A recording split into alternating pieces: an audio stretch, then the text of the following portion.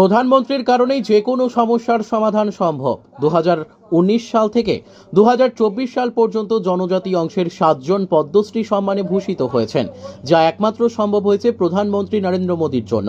রবিবার পশ্চিম ত্রিপুরা লোকসভা আসনে ভারতীয় জনতা পার্টি মনোনীত প্রার্থী বিপ্লব কুমার দেবের সমর্থনে গবর্দি বাজারে আয়োজিত নির্বাচনী জনসভায় বক্তব্য রাখতে গিয়ে এই কথা বলেন রাজ্যের মুখ্যমন্ত্রী অধ্যাপক ডক্টর মানিক সাহা। মুখ্যমন্ত্রী বক্তব্য রাখতে গিয়ে আরও বলেন, প্রধানমন্ত্রী নরেন্দ্র মোদীর নেতৃত্বে দেশ খুব সুন্দরভাবে সামনের দিকে এগিয়ে নিয়ে চলেছেন। প্রধানমন্ত্রী নরেন্দ্র মোদীর সময়ে দেশ সব দিক থেকেই সুরক্ষিত। এই কারণেই সকলেই চাইছে নরেন্দ্র মোদীর নেতৃত্বে ভারতীয় জনতা পার্টি নেতৃত্বাধীন এনডিএ সরকার তৃতীয়বারের মতো প্রতিষ্ঠিত হোক।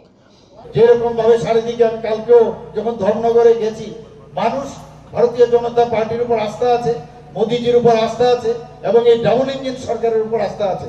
এখানে যারাই উপস্থিত আছেন, আমি আপনাদের কাছে একটা আবেদন রাখবো যে 2000 আমাদের যে এই 19 আমাদের এপ্রিলে যে পশ্চিম আসনের যে ইলেকশন, আপনারা সকাল সকাল গিয়ে এবং পদ্মচিহ্নে আপনারা ভোট দেবেন এবং বিপুল ভোটে আমাদের যে প্রার্থী এই পশ্চিম আসনে ওনাকে আমাদের বিপ্লব কুমার দেবজিকে আপনারা জয়যুক্ত করবেন।